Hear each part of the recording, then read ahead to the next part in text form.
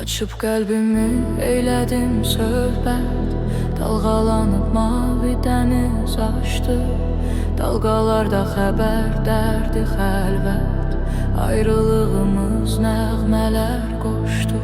Düşündükcə həyallarda azdı, ölən məhəbbətimə məzar qazdı.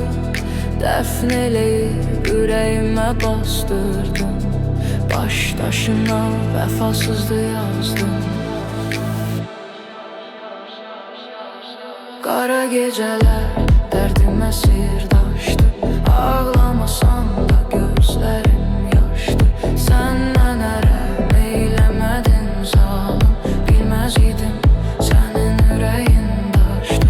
Qara gecələr dərdimə sirdaşdı, ağlamasam da gözlərim yaşdı. Səndən ərəm eyləmədin zalım, bilməz idim sənin ürəyin daşdı.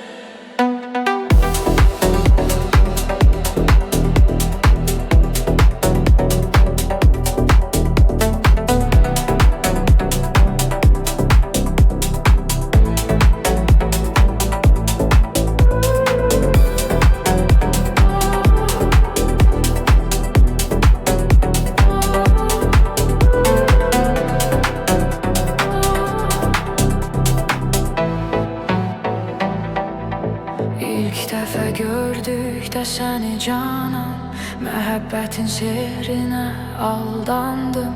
Baxışların etdi məni heyran, sevib bilmədən sənə bağlandım.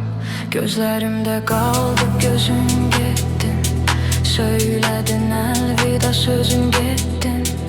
Ayrılmışıq mən də günah görmə, get demədim sən ki özün getdin. Qara gecələr dərdimə sirdaşdı, ağlamasam da gözlərim yaşdı. Sən mənə rəhm eyləmədin zalım, bilməz idim sənin ürəyin daşdı. Qara gecələr dərdimə sirdaşdı, ağlamasam da gözlərim yaşdı.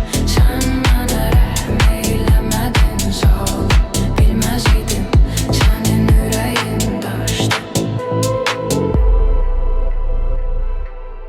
Qara gecələr